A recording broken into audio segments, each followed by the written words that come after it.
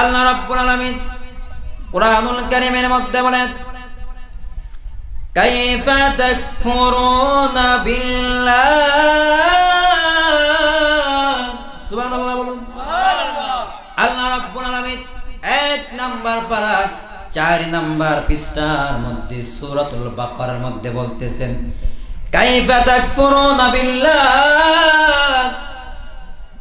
এ বান্দা, আমার বান্দা বান্দির দল, কি রকম ভাবে তোমরা আমি আল্লাহ রাব্বুল আলামিনকে তোমরা অস্বীকার করো।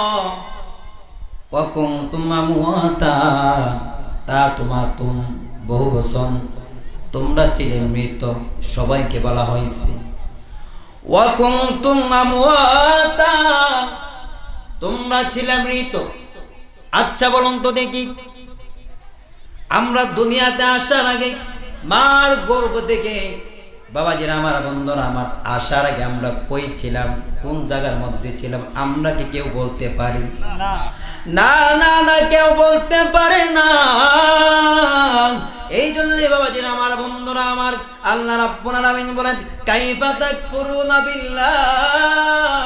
আমার আল্লাহ রাব্বুল আলামিন ডাকতে বলে, হে আমার বান্দা বান্দির দল, তোমরা ছিলা মৃত, কি রকম ভাবে তোমরা আমি আল্লাহ রাব্বুল আলামিনকে তোমরা অস্বীকার করো। তারপরে আল্লাহ রাব্বুল আলামিন বলতেছেন ওয়া কুনতুম আমওয়াতা, তারপরে বলতেছেন ফাহিয়াকুম, সুবহানাল্লাহ বলুন সুবহানাল্লাহ। তারপরে আমি আল্লাহ রাব্বুল আলামিন তোমাদেরকে জীবিত করলাম। তারপরে আল্লাহ রাব্বুল আলামিন তারপরে বলতেছেন তুম্মা ইউমিতুকুম, আমি আল্লাহ রাব্বুল আলামিন তোমাদেরকে মৃত্যু ঘটাইব।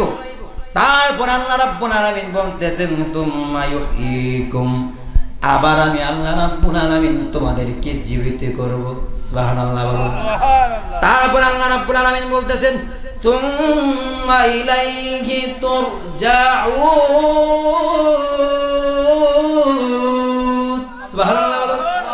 আমার আল্লাহ রাব্বুল আলামিন তারপরে বলতেছেন তুম্মা ইউহয়িকুম তুম্মা ইলাইহি তুরজাউন, তারপরে তোমাদেরকে জীবিত করব, তুম্মা ইলাইহি তুরজাউন, তোমরা সবাই আমি আল্লাহ রাব্বুল আলামিনের কাছে ফিরে আসতে হবে। সুবহানাল্লাহ।